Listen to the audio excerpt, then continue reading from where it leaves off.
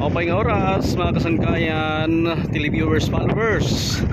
Ini nga aton yan ang himumutangan bahin kamo ipausa kun hain ini nga dapit adi kita ha barangay Port Kennedy habong tuhan Mercedes. Baga kinadila kita kay baga sa pagpahangin. Hangin panahon ano. Kitaon naton itong mga kaimtang didi nga era bahin mga kasangkayan. Sa amin itong barangay Port Kennedy itong luyo ini ditong dapit kumbaga may nira arko. So itong nga era arko papasok Port Kennedy na itong katapusan or itong katong itong nga arko karan barangay Bubon na mga kasangkayan magharap nila yung duro itong barangay Bubon yan Port Kennedy amin itong aton yan anay mong utangan didi itong barangay Port Kennedy mga kasangkayan. Iga dito na dagat nga kung makikita niyo tato dito mga kasangkayan itong dito an Boyayawon National Highway manalabay nga ni kamo ito dito nga area tumita kamuhin may ada parola ini din nga dapit or suga amo ini itong kinikita ninyo nga Port Kennedy. So ato dito an Boyayawon mga kasangkayan nga bahin kuan kinikita din ni habis na rayo itong air covered court anuhan Boyayawon. So amo ini mga kasangkayan mahangin itong aton nya na didi panahon kanina mauran-uran pero kadlaw naginuran-uran na naton probinsya naton magkalain-lain nya bungto. So kinadi kita didi para gihapon kumita iton kahimutangan sitwasyon ni ra didi nga bahin. So pantalan piyara ini mga kasangkayan iton Port Kennedy.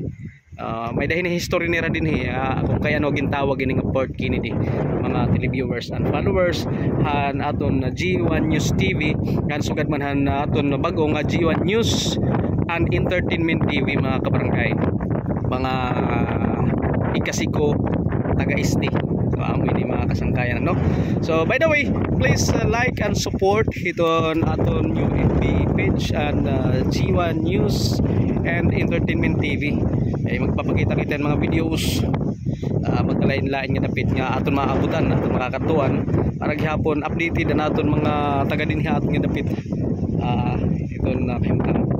So amo ini aton nya na didi uy adi man in patrol car iton PNP Mercedes ma-presko iton hangin didi and kumbaga maupay pag-standby didi kung kakurulpon especially kung matulog itong adlaw kay makikita ang good mo didi itong sunset ini nga bahin kung baga afternoon nga nani ka muna standby ini din nga mga kilid-kilid itong pier makita gud kamo itong kamao pa itong sunset ngani no kung kulop na yan nakikita naton itong kamao pa itong pagtuno ditong adlaw kay man ini maupay naman panahon waray na pag-uuran-uran naton nga bahin amin ani din itong sunset ni ra Port Kennedy makikita nimo kumbaga makita kamo dito habong tunggiwan maupay itong sunset.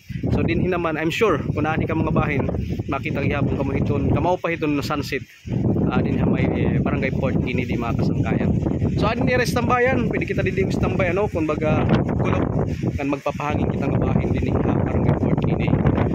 Barangay Port Kennedy makita ko dahon itong kalupihan darang mahangin presko itong nato na himumutangan. For now kadlanin ato nagpaabot sa mga video para aton mga televiewers followers itong G1 News TV nga aton G1 News and Entertainment TV yan ang mga oras maupay nga takna nga have a nice day to all of you. Once again don't forget to follow, like, subscribe ito naton FB page mga kabarangay.